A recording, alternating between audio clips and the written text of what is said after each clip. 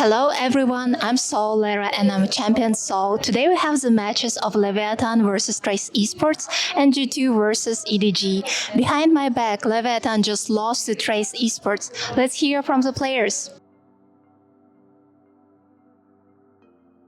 As expected, they were a very strong team to face. The region is evolving very fast. We could see that after analyzing their match against Vitality. They showed very strong performance, well played. I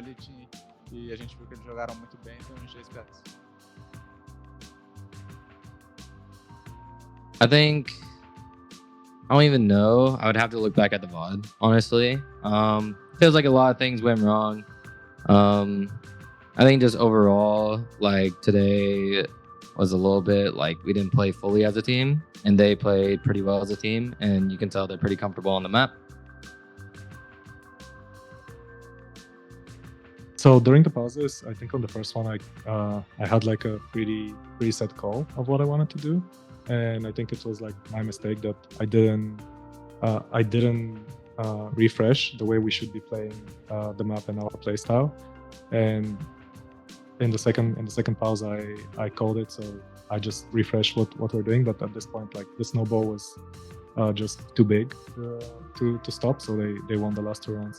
But in general, we just didn't execute our game plan properly, and it took us like way too long to fix that. And the moment we fixed that, they already had like all the ultimates, all the guns that they needed, and the economy. So it was pretty hard to win some rounds.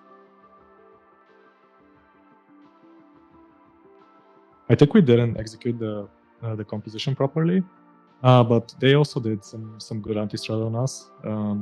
They were keeping certain areas of the map that we usually never get contested on, and I think that kind of threw us off a little bit. And also losing the anti-eco didn't help at all.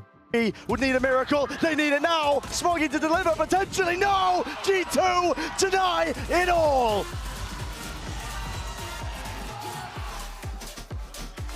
G2, what a performance, what a comeback!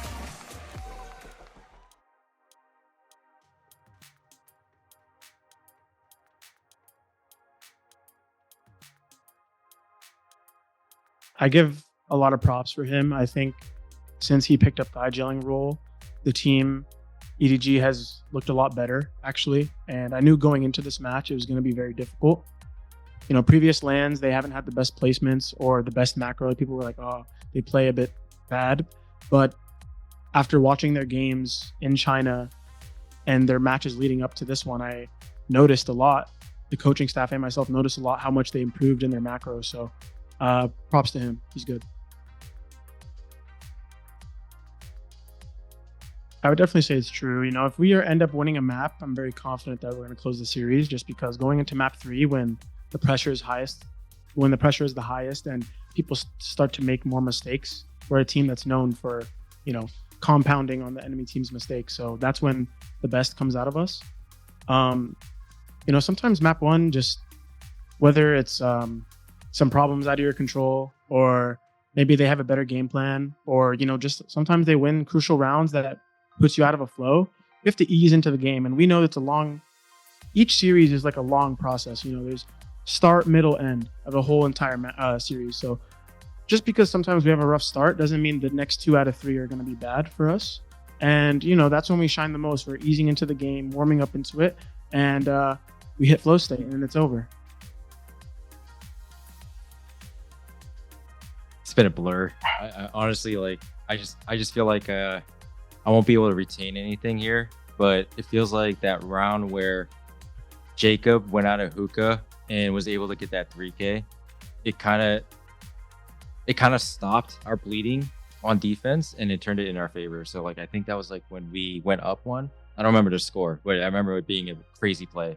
So like Jacob's highlights and like kind of taking over the game, being proactive, kind of put a stop to what EDG was doing. I thought their attack was excellent. The calling from nobody was really, really good in terms of putting us in difficult situations. They were able to do really strong executes to a lot of little fakes and ending in the late round, similar to what we do. So like having all those different styles put against us on especially bind made it really tough for us. So we had to be a little bit more proactive and stop them. I think there was a lot of things that we were able to overcome, but I would say like from their playstyle, EDG, I think they were like really proactive and it was kind of catching us off guard. And I think they were just their proactive plays, like we're setting them up to win rounds pretty easily. And I think that was something that we were trying to deal with and figure out on their playstyle.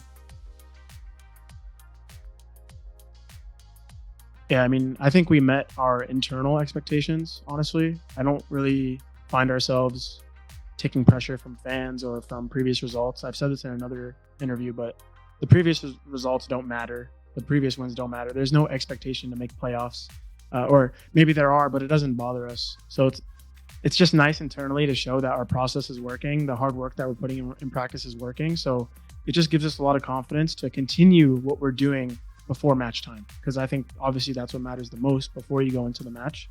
And so all the boys should be very proud of all the work we've been put in, all of, the 10-hour practice days almost here. So in that hot room, it was all worth it. And now we're in playoffs and heads high. We're just going to keep pushing.